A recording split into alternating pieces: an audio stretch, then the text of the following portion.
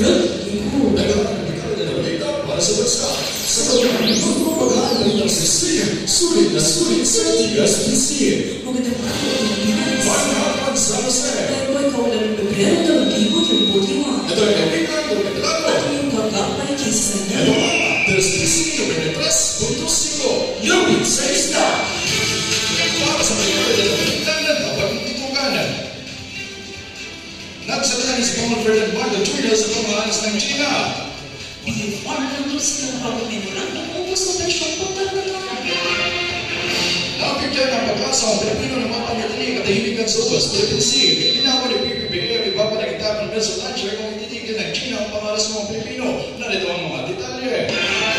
Hindi naintindihan ni PBBM ang komento ng China tungkol sa missile launcher kahit mas malakas pa ang kanilang missile system. Kaya naglaan ang Pangulo na itigil ang pangalas ng China sa mga Pilipino sa Ubas, Philippine Sea at ibabalik ang Pilipinas ang takong missile launcher sa US. Ayon niya, I don't understand the comments of the Tatung missile system. We don't make any comments on their missile systems. And their missile systems are 1,000 times more powerful than we are.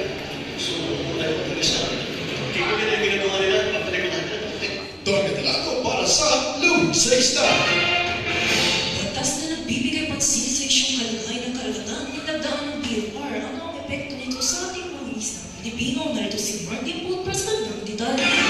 Nagkamali Director BIFA Torre de Costeles alis Popo ang fisheries bilang Memorandum Order No. 64. Ito ang magbibigay ng malinaw na patunawa sa mga narapat na gawin sa mga presyong pangkaragatan. Nakasalat dito na ang mga pwedeng gawin lamang ay broodstock, hatchery at nursery. Samantala, bawal naman ang endangered o limitadong mga isda. Magkakaroon din ng declaration form upang karagdagang requirement para sa issue ng health certificate. Ang nasabing declaration form ay nararapat na nagdaan ng chief ng BIFAR, Mark Limpon para sa Lubid sa Isla. Manatiling nakatawa sa balita aming ihatid sa pagbabalik ng Lubid sa Isla. Magkamag-aral, nagpaturo na sa pagkamit nito, ito'y mahalaga. Oo, bakit hindi mo naman kinain kung pinabawat ko sa iyo sa panalan? Sinabi ko na po sa'yo na ayaw ko po na ganyan. Mas gusto ko po umili sa labas.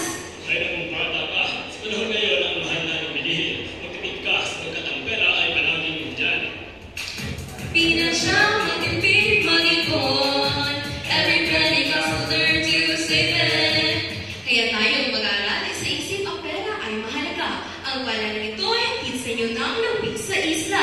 Nagbabalik na Lubid sa Isla. 2025 election may pinabinamatayan ng Kamalik ang premature campaign ang tumatakong kandidato para masigurado ang gastos sa kampanya. Para sa detalye natin si Joey Sarah. Ibinusan ng Comelec ang paglalabas ng guideline tungkol sa Statement of Contribution and Expenditure para sa mga tatakbong kandidato sa 2025 election, kung saan lahat ng mga kandidato ay kinakailangan maging transparent sa kanilang mga gasto sa pangangampanya. Ayon kay George Garcia, Chairman ng Comelec, Nagkaroon po kami ng hearing na nato sa dalawa na lalaki at dalawa na so kahit paano doon, pwede namin pa sila na nag-commit na allow to support the Philippine ads. sinabi para sa Lubid sa Isla. The Paper King is back. May sorpresa ang ilalabas ng Pop Play Group na SB19. Ang teaser trailer para sa bago nilang music video para sa balitang showbiz na ito si Blessing mo. Sa iconic venue gaya ng Ottawa Transition Venue where you're at hit ng Kanangket at Ghetto, pinaabangan ng 18 fans sa SB19 ang brother enters na Ken, Josh, Steele, Justin at Pablo na tila sinuon nito. Nilabas nila ang bagong single February 28 habang April 25 release naman, kick-off tour naman sa May 51. Kanyang opinyon ng 18 na kung ano ang dapat kambak sa Pika Kings. Music mo para sa Balita Showbiz.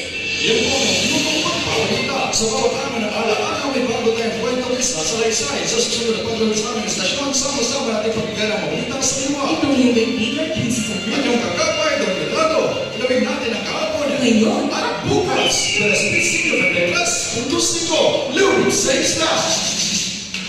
Patuloy sa mga